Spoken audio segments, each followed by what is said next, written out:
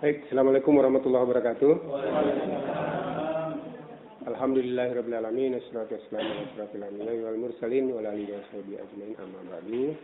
Bersyukur kita kepada Allah Subhanahu wa taala, kita dipertemukan kembali dalam suasana seremonial ya, acara. Kalau sebelumnya dibuka, sekarang ditutup. Mudah-mudahan semuanya ini bernilai ibadah, apa namanya itu? Ibadah yang tidak kalau ibadah lain kan ada tata caranya. Ini ibadah. Kenapa dia menjadi ibadah? Karena kita berniat, kita di sini menuntut ilmu. Kan gitu kan? Kalau itu kita niatkan, kita tentunya akan mendapat pahala. Dan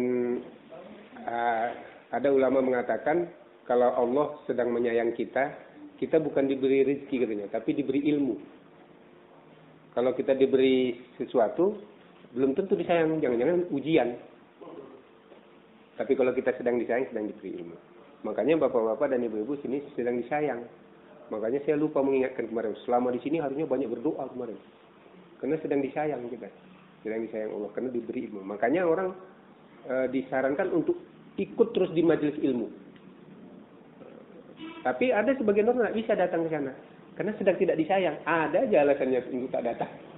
Untuk tak datang ke majelis ilmu dengan ceramah apa. Ada aja. Kenapa? Sedang tak disayang.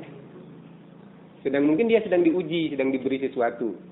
Nah, makanya mudah-mudahan ini kita memaknai ini sebagai penambah ilmu kita sehingga kita masuk kategori orang-orang yang sedang disayang Allah kan gitu ya. Amin.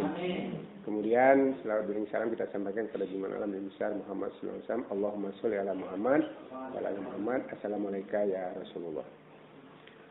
Bapak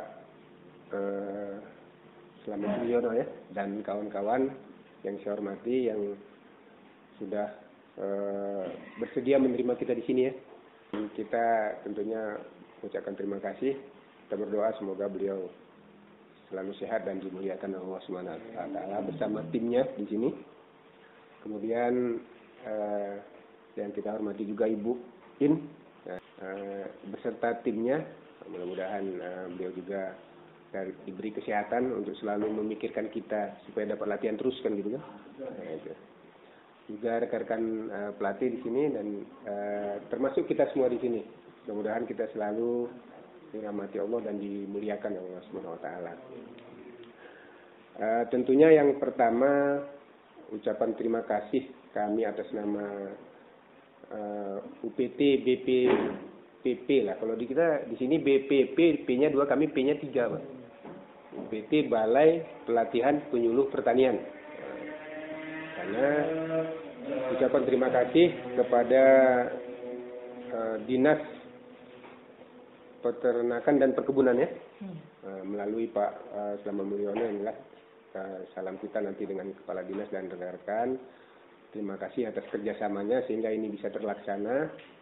Dan ini menunjukkan bahwa kemauan pemerintah untuk selalu meningkatkan kemaslahatan kesejahteraan kita semua. Nah, ini harus kita sikapi bahwa upaya-upaya ini dilakukan untuk kebaikan kita bersama. Nah, ini tentunya kita berharap ke depannya kerjasama ini akan terjalin lebih baik. Kemudian yang kedua, kepada Bapak dan Ibu sebagai peserta, tentunya 3 hari ini tidak mungkin memperoleh segala sesuatu dengan sempurna ilmu itu kan. Nah, tapi minimal sudah ada sentuhan bahwa ini perlu diperbaiki. Ada beberapa. Nah, tentunya ini harus selalu kita upayakan. Nah, sebagai seorang petani sebenarnya apa sih yang harus diperbaiki? Nah, jangan-jangan kita tak tahu. Saya belajar, tapi tak juga ada perubahan. Mungkin karena pelajarannya tidak selesai. Jadi setelah saya catat, ada minimal ada 6. Ini kalau ini 5 ya, 6 tambah. 6 yang harus kita selalu tingkatkan. Yang pertama adalah keahlian Bapak dan Ibu sebagai juru tani. Salah satunya ini. Kan usaha tani karet, bagaimana menjadi seorang petani yang baik. Itu biasanya pemerintah concern. Karena apa pemerintah concern? Karena memang bidangnya. Bapak itu belajar. Tapi jangan lupa, Bapak dan Ibu juga itu di usaha itu sebagai manajer. Ini jarang dipelajari. Tapi Bapak dan Ibu harus meningkatkan. Apa sih manajer itu? Manajer itu minimal dia melaksanakan 4 hal. Yang pertama dia bikin rencana. Yang kedua dia bisa mengonggok-onggokkan. Ini untuk beli pupuk duit, ini untuk beli ini untuk beli ini. Kemudian bisa mengonggok-onggokkan waktu. Ini waktu ke masjid, ini waktu ke kebun, ini waktu ke masyarakat, ini waktu istri. Dia bisa mengonggok-onggokkan alat. Ini sepeda motor, ini untuk istri dibawa, nanti dipinjam ini. Nah, itu namanya mengorganisir. Itu tugas manajer. Kan kita yang ngatur. Kemudian yang ketiga menggerakkan. Tanya istri gimana kabarnya, anak, tetangga, ketua kelompok menanya, itu menggerakkan. Jadi tidak bisa kita bilang, istri saya yang penting udah saya kasih uang belanja, mati lah situ kan. Nah, harus kita tanya, Dek, gimana uang belanja cukup? Ya kalau tidak cukup dicukup-cukupkan, misalnya gitu kan. Ya model kita terserah gimana caranya. Artinya itu untuk menggerakkan dia supaya dia bersemangat. Kemudian yang terakhir adalah mengontrol. Kebun kita itu kita kontrol. Kalau tadi sudah kita gerakkan, ini bibitnya sudah kita tanam, sudah kita apa, kita kontrol. Ini sesuai tidak? Nah, anehnya kadang-kadang mengontrol ini juga di kita salah menerjemahkan. Mengontrol itu dianggap menyalah-nyalahkan. Ini saya sedang kontrol nih. Ini kok kurang manis nih, kurang apa? Kok kurang lurus? Tidak itu sebenarnya. Mengontrol itu artinya mengendalikan. Anak-anak kan punya remote control gitu kan? Anak sekarang kan ada ya? Kalau dia misalnya sampai di dinding, apa yang dilakukan dia? Dimundur atau belok kan? Tidak ada ditabrak dinding, nabrak gitu dia. Tidak ada. Tapi kadang-kadang kita, kalau ada yang salah, kita bukan perbaiki, kita salahkan. Misalnya ada yang tak hadir. Tak hadir dia. Padahal dia peserta. Itu tidak ini deh. Belum dikerjakan dia. Sebenarnya harus kita lakukan bagaimana supaya dia hadir. Nah, itulah tugas kita. Bagaimana dia supaya mau bekerja. Itu fungsi kontrol itu begitu. Kalau bahasa kerennya itu POEK gitu Pak. Planning, organizing, actuating, controlling. Kontrol itu diterjemahkan di kita mengawasi. Awas lo ya, awas lo ya, awas. Nah itu sebenarnya. Meluruskan. Ciri orang bisa meluruskan itu adalah orang yang ahli. Saya tahu ini bocor. Kita tahu semua ini bocor kan? Bagaimana memperbaikinya? Nah, kita tak bisa karena kita bukan ahli bangunan. Jadi ciri orang itu ahli itu dia bisa memperbaikinya. Kalau tak bisa memperbaiki tak ahli namanya. Semua tahu kita ini bocor nih. Itu pasti bocor tuh. Saya tahu menyalahkan aja. Tapi bagaimana memperbaikinya Pak? Nggak ngerti saya itu. Apakah itu bocornya sebelah mana? Pakai apa? Kenapa? Saya tidak ahli artinya. Jadi kalau ada orang menyalah-nyalahkan, menunjukkan dia tak ahli. Siapa itu yang ahli? Yang bisa memperbaiki. Kau janganlah begini harusnya. Itu baru paten dia tuh. Itu tugas kita sebagai manajer. Belajar. Sayangnya kadang-kadang dari dinas itu kurang pelatihan ini. Kalau di kita dulu ada mengembangkan kepemimpinan ada ya Bu Yuni ya. Manajemen dan kepemimpinan kelompok ada. Bagaimana ketua itu menjadi pemimpin dia. Apakah sama pemimpin dengan ketua? Tak sama kan? Jadi ketua iya. Apakah dia jadi pemimpin otomatis? Belum tentu.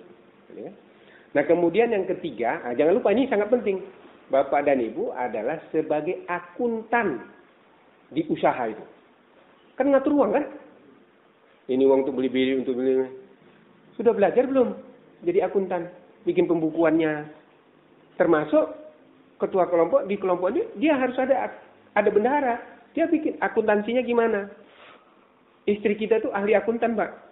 Kalau kita kasih dia uang 2 juta untuk 1 bulan cukup sama dia. Kalau kita dikasih 2 juta seminggu habis. Karena nggak bisa ngatur. Kalau dia diaturnya tuh untuk uang sekolah, untuk belanja, untuk ini. Itu dia sebagai dan Bapak di usaha itu sebagai akuntan belajar mengatur uang. Uang ini kalau bagi kita apa? Kurang kan? Padahal uang itu konsepnya lebih, Pak. Orang Islam itu konsep uang lebih. Kenapa? Setiap terima uang 2,5% disisihkan ya kan? Lebih kan? Kalau kita kurang, berarti salah. Salah ilmunya, belajar. Nah, kalau cukup kurang, ada terima uang kurang. Kenapa? Berarti salah.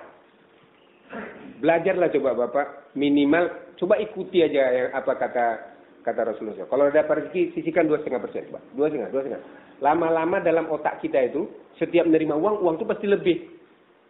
Karena berat bisa kita kasih kan. Tapi karena kita tidak pernah mengasih, makin lama uang yang kita terima makin kurang. Dapat 1 juta kurang karena HP harga 1.100.000. Dapat 2 juta kurang karena HP M20 harganya 2.300.000. Dapat 3 juta kurang juga karena dia minjem yang lain lagi. Kurang terus. Nah, makanya belajar. Itu sebagai akuntan. Udah berapa dah? 3. Yang keempat, Bapak itu sebagai penjual. Kan jual kan? Jual karet. Udah tahu enggak ilmu menjual? Nah, belajar. Bagaimana ilmu menjual?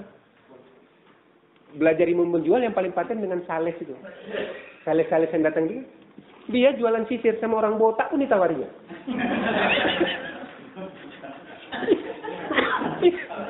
Sales itu kan gitu kan. Pak, beli sisir. Ada rambut. Istri Bapak kan ada. Gitu dia. Dia ilmu menjualnya bagus dia. Nah, kemudian yang berikutnya apa lagi? Bapak itu juga sebagai pembeli. Kan beli pupuk, beli ini. Sudah belajar nggak ilmu membeli? Ada orang, dia mau beli sisir. Ternyata pergi ke pasar, ada singlet berhadiah sisir. Dibelinya lah singlet, pulanglah dia. Kok beli singlet Pak, kata istrinya? Gratis ini sisir.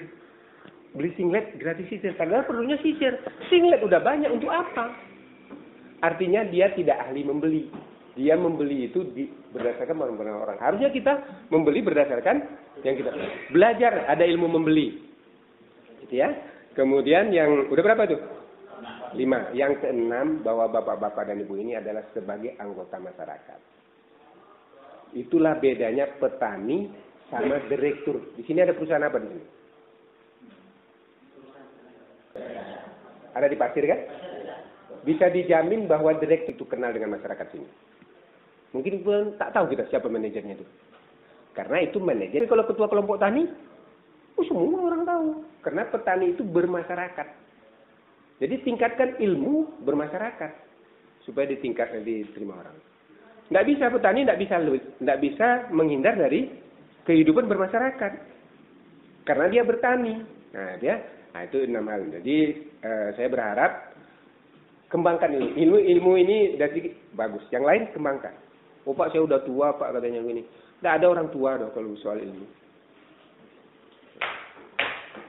Ya kan? Belajar terus. Nah, kemudian perlu diingat juga bahwa Bapak sebagai peserta juga tergabung dalam kelompok. Untuk itu, bangun kekuatan kelompok. Saya kemarin sudah mulai singgung. Bangun kekuatan kelompok, kekompakan. Jadi kalau ada perbedaan pendapat, yang harus diingat kita ini satu kelompok. Jadi kalau ada perbedaan pendapat, ingatlah tentang kesatuan. Kalau ada kesamaan kelompok, ingatlah tentang perbaikan. Jadi kalau kita sudah sama pendapat ini, pikirkan bagaimana memperbaiki agar lebih baik. Jangan kita sedang berbeda pendapat, ingin memperbaiki, tak selesai. Contoh kita dengan istri bertengkar. Sedang bertengkar, ingat aja, kita suami istri, diam aja kalau dia sedang ribut. Karena yang penting awak jangan pisah. Kan itu kan. Tapi kalau sedang gembira-gembira, baru kita bilang, Dek, sebenarnya kalau adik masak ini hari ini atau masaknya diginikan, karena sedang gembira. Kalau kita sedang bersama gembira, baru bikin perbaikan. Tapi kalau sedang berselisih pendapat, pikirkan tentang persatuan. Nah, itu. Rumah tangga itu kan ibarat naik sampan katanya kan. Begitu juga dalam organisasi. Kalau satu orang sudah duduk di sini, jangan ikut duduk di sini, tenggelam kapal tuh. Kalau dia di sini, awak sini. Jadi kalau dia marah, awak diam aja. Bila perlu ngapo marah. Jangan dia marah-marah, kita marah-marah juga. Bubar kelompok itu. Nah, dia titik kelompok. Nah, ini mari kita, tentu Pak Abdul Wahab ini sebagai yang kita dahulukan sekarang kan, untuk memimpin ini semua. Jangan serahkan semua kepada dia untuk membangun kekuatan ini. Kalau dia lagi gembira, kasih saran. Kalau dia lagi sedih, jangan kasih saran. diam aja, datangnya aja duduk tengok ngapo Pak, gitu kan, aku sakit gigi gitu dia, gitu kan. Gitu ya. Nah kemudian yang ketiga bagi yang sudah memberikan pelatih Bu Yuni tadi kesannya sudah baik ya. Jadi intinya pelatih selama 3 hari sini adalah sebenarnya karena namanya ini latihan untuk mengupgrade kemampuan kita. Selanjutnya apa? Nah ini Pak Selamat Mulyono dengan timnya penyuluh yang akan mendampingi Bapak dan Ibu dalam menerapkan. Nah, karena pelatih tidak mendampingi Bapak. Nah, makanya penyuluh-penyuluh di sini jangan kita bilang penyuluhnya tidak ada, Pak, cari. Datang ke sini Pak, siapa sih penyuluh-penyuluh juga? Karena nomenklatur atau istilah penyuluh kan bukan sebulan 2 bulan ini, Pak ya. Sudah bertahun-tahun. Jadi sudah tidak masanya lagi kita menuntut penyuluh aja yang datang ke kita. Kita juga harus datang ke dia. Jadi ketua Pak bila perlu datang ke sini. Apa itu Pak Selamat Mulyono? Tidak ada acara-acara karet leh. Tanya bila perlu. Namanya itu kunjungan kantor Pak ya. Metode penyuluhannya memang ada. Metode penyuluhan kunjungan kantor namanya. Petani itu yang berkunjung. Petani yang aktif. Ya, jadi jangan kita diam saja menganggap oh penyuluh kami pemalas ya, tidak ada kerja. Tidak itu lagi. Karena penyuluh kita juga memang dia diwajibkan hadir ke sana. Tapi kita juga diwajibkan untuk aktif mananya penyuluh. Nah itu tidak mungkin dilakukan oleh pelatih. Itu bedanya latihan dengan menyuluh. Penyuluh itu adalah mendampingi Bapak dan Ibu dalam menerapkan teknologi. Kompetensi, keahlian. Kalau pelatih tugasnya adalah mengupgrade Bapak supaya Bapak ini semua cari ilmu, punya kekuatan. Nah, begitu menerapkannya seperti apa? Itu pendampingnya penyuluh. Makanya jangan saya berharap Bapak dan Ibu aktif di sini. Saya kira dan terakhir pada panitia tentunya kita ucapkan terima kasih yang sudah mengatur acara ini dengan baik dan berjalan dengan lancar ya. Nah, saya tidak ada hambatan sama sekali dan mudah-mudahan kegiatan ini di masa akan datang bisa kita jajaki lagi untuk tentunya dengan materi-materi yang lain. Nah, dan mudah-mudahan apa yang kita lakukan di sini bernilai dan bermanfaat bagi kita semua. Saya kira demikian yang bisa saya sampaikan. Mohon maaf kalau kepanjangan, ya, karena ya kalau kalau mau ditambah kita bikin sesi baru nanti kan. Nah, itu. Tapi mudah-mudahan apa yang saya sampaikan bisa kita kita ramu sehingga bermanfaat bagi semua. Saya kira demikian dengan mengucapkan alhamdulillahirabbil pelatihan teknis budidaya komoditi karet ini saya atas nama Kepala UPT BP3 Provinsi Riau saya tutup secara resmi.